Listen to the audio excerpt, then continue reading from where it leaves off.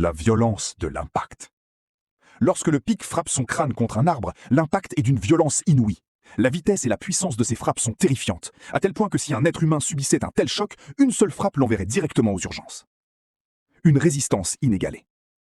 Car le crâne humain, s'il encaisse un seul coup d'une telle force, subit une commotion, une hémorragie ou de graves lésions cérébrales. Le pic, en revanche, frappe des centaines, voire des milliers de fois consécutives, et s'en sort totalement indemne. L'objectif vital est le bouclier intégré.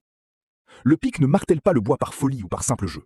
S'il le fait, c'est pour traquer les insectes et les larves dissimulées au cœur de l'écorce, ou pour creuser la cavité qui abritera son nid. Cet oiseau est littéralement conçu comme un système anti-choc absolu. Premièrement, son crâne. Il est bien plus épais et robuste que celui de la plupart des autres oiseaux. Mais à l'intérieur, il dissimule une structure microscopique spongieuse. Cette architecture complexe permet d'absorber une grande partie de l'onde de choc avant même qu'elle n'atteigne le cerveau. Deuxièmement, son bec. Les parties supérieures et inférieures ne sont pas exactement de la même longueur. Cette infime différence de forme et de taille empêche la force de l'impact de se concentrer sur un seul point, la dispersant ainsi de manière beaucoup plus ingénieuse. Mais ce qui fascine véritablement les scientifiques et les pousse à l'admiration, c'est sa langue. La langue du pic n'est pas seulement longue pour débusquer les insectes au fond des cavités. Elle l'est à un tel point qu'elle s'enroule littéralement à l'intérieur, autour de l'intégralité de son crâne, agissant comme une ceinture de sécurité supplémentaire. Ainsi, lorsqu'il frappe l'arbre, cette langue ne lui sert pas uniquement à se nourrir, elle contribue activement à protéger sa tête et son cerveau des traumatismes à répétition.